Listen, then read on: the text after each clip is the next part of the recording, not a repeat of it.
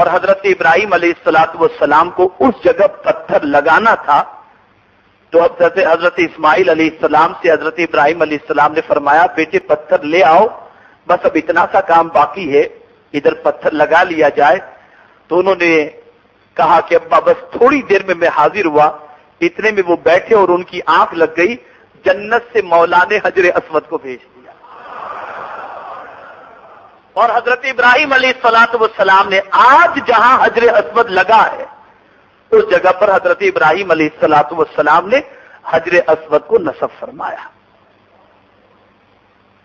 میرے پیارے آقا صلی اللہ تعالی علیہ وسلم کے پیارے دیوانوں،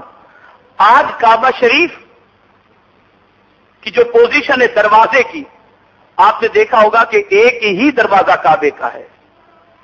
اور دروازہ اوپر ہے، بلندی پر ہے، اور ایسے فلورنگ بھی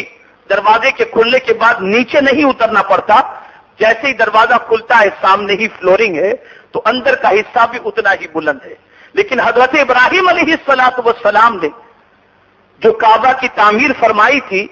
تو آج جہاں دروازے کعبہ ہے وہ دروازے کعبہ بالکل زمین کی لیول پر تھا، اور سامنے بھی ایک دوسرا دروازہ تھا، یہاں سے لوگ جاتے تھے وہاں سے نکل جاتے تھے، ایک جگہ سے جانے کا راستہ تھا، ایک جگہ سے نکلنے کا، آنے اور جانے کے راستے تھے۔ اس طریقے سے وہ کعبہ شریف کی تعمیر حضرت ابراہیم علیہ السلام نے فرمائی۔ میرے پیارے آقا صلی اللہ تعالی علیہ وسلم کے پیارے دیوانوں، حضرت ابراہیم علی نبینا علیہ السلام کی تعمیر کے بعد بڑے انقلابات آتے رہے، بڑے بڑے مراحل سے دنیا گزرتی رہی، اور اس کے بعد ایک ساعت ایسی آئی جو قبیلہ بنو قریش کے ذمے یہ کام آیا، اور قریش خانہ کعبہ کی تعمیر کے لیے اثر نو پہ تیار ہوئے، دیواروں کی مرمت حضرت عبداللہ ابن زبیر نے کعبۃ اللہ شریف کو پھر سے جو ہے لیول پر لا کر حتیم کو اس کے اندر شامل فرمایا، اور پھر سے اس کی اثر نو تعمیر فرمائی۔ لیکن رسول اعظم صلی اللہ تعالی علیہ وسلم کے دور پاک میں یہ پوزیشن ہوئی کہ کعبہ شریف کی پھر سے جب تعمیر کا وقت آیا سرکار صلی اللہ علیہ وسلم سے بیشتر، تو کیفیت یہ ہوئی کہ اس زمانے جاہلیت کے اندر بھی، اس دور جاہلیت میں لوگوں کے پاس اتنی رقم نہیں تھی کہ کعبہ شریف کی پھر سے تعمیر جب کی جائے تو حلال کی رقم ان کے پاس بڑی مختصر تھی۔ وہ چاروں دیواریں جب اٹھانے کے لیے تیار ہوئے تو اتنی رقم نہیں تھی کہ حتیم والا علاقہ بھی وہ کور کر سکے، تو انہوں نے اتنا ہی حصہ کور کیا جتنا آج نظر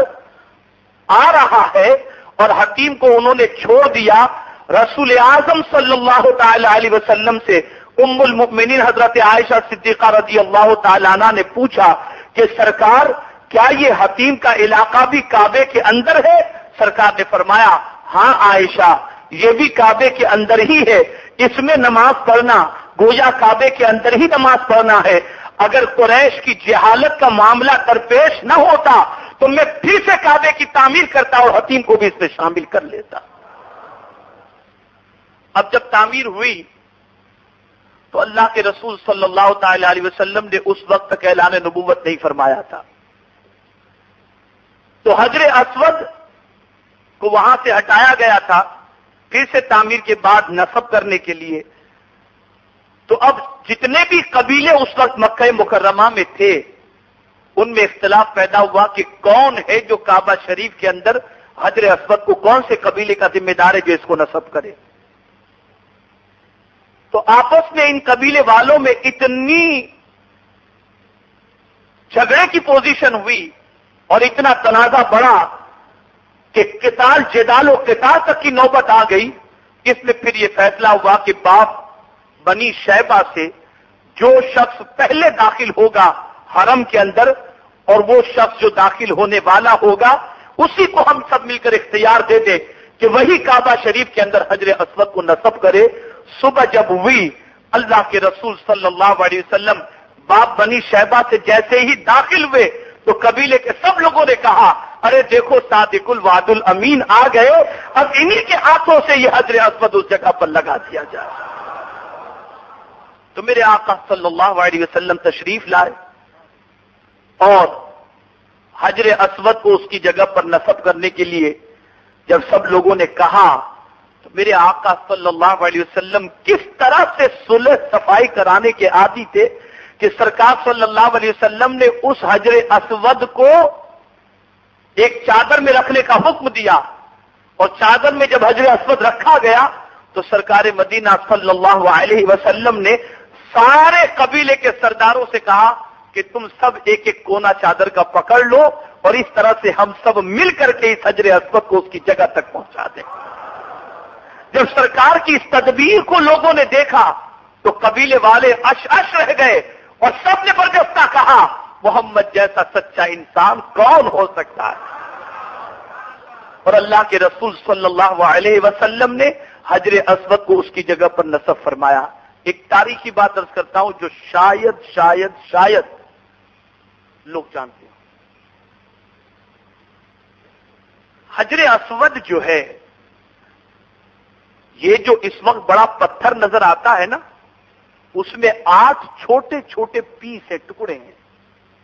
اصل میں وہی حجر اسود ہے۔ وہ پورا پتھر جو ہے نا، جو چومنے کے بارے میں فرمایا گیا اس میں 8 چھوٹے چھوٹے پیس ہیں۔ میں بھی آج تک یعنی اس سفر سے پہلے تک ان ساری چیزوں سے بے خبر تھا، لیکن ارادہ کر کے میرے سرکار کی نالین پاک صلی اللہ علیہ وسلم پر بس بھروسہ کرتے ہوئے، اللہ پر توکل کرتے ہوئے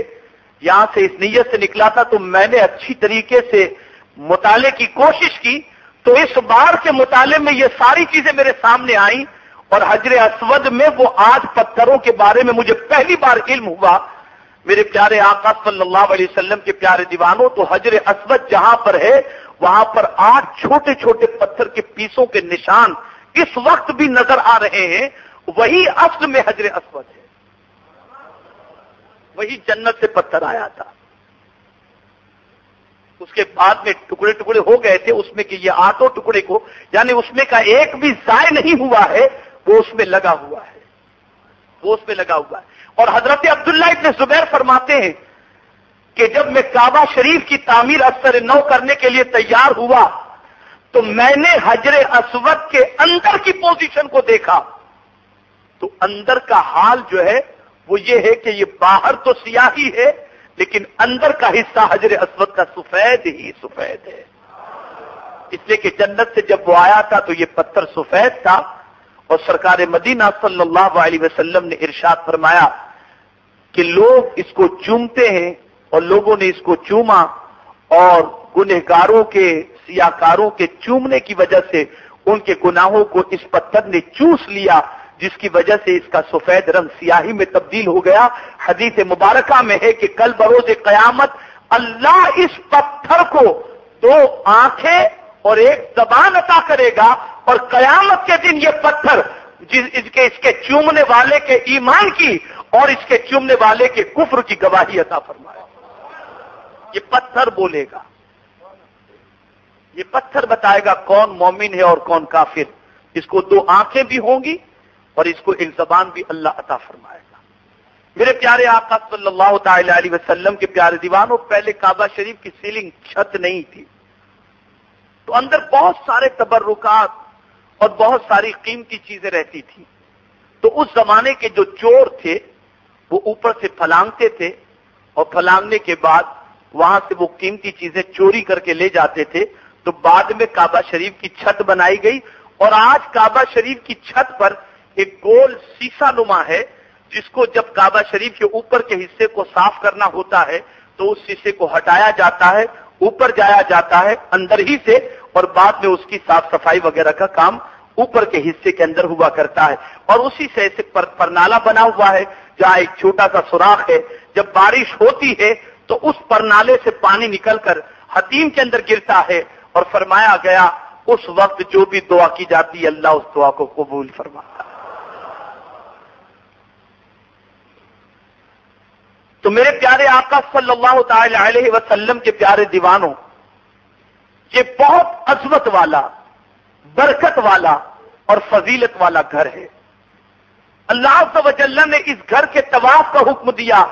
اور اسے عتیق فرمایا، وَلْيَطَّوَّفُوا بِالْبَيْتِ الْعَتِيقِ،